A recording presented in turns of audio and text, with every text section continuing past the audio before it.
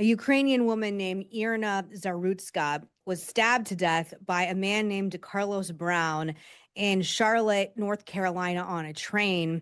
What is What also happened? relevant in this story is that as of this morning, the New York Times, the Washington Post, CNN, MSNBC, NPR, USA Today, Reuters, ABC, PBS, and Axios had not covered the story. CBS early show did do it this morning. So on top of everything else, the media is ignoring this. I don't understand why people are ignoring this horrific story.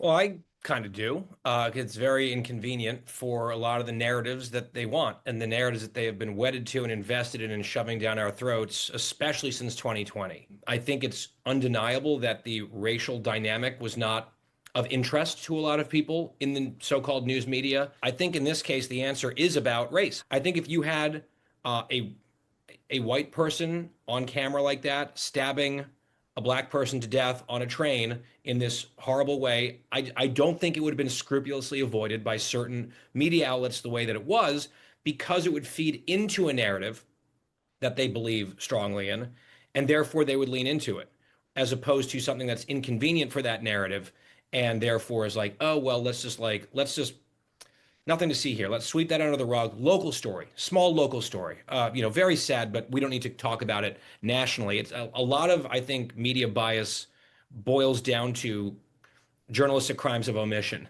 and what they decide to raise up and amplify to the level of a national story, which is what they versus what they try to suppress, frankly. The thing I don't understand about the left in general today is that they want to dismiss violence. Like it's not something we should be concerned about. I'm sure every person in North Carolina that rides the bus or the train right now is freaking out and probably on edge and probably not sitting, probably standing today. I know I would be after this incident. Why is it so hard to be like, even I was thinking there's so much backlash against Trump and the possibility of him sending the National Guard into Chicago. And he said, but what will happen is 5 people a weekend won't be shot. And if you're someone who's like living in poverty and can't afford to protect yourself in a gated neighborhood, if you have money, whatever, you're not going to be impacted in the same way. So it does impact poor people, which Democrats always claim that they care about more than Republicans do. I think this is like cataclysmic politically for Democrats today, particularly North Carolina, which is a really important swing state. Do you think they're going to learn any of these political lessons? I find it just so disheartening. And again, we should say her name again. Her name's Irina Zarutska. And there's just like deep tragedy of a woman who left, again, a insane war zone to come here for the American dream, and this is what we fucking give her.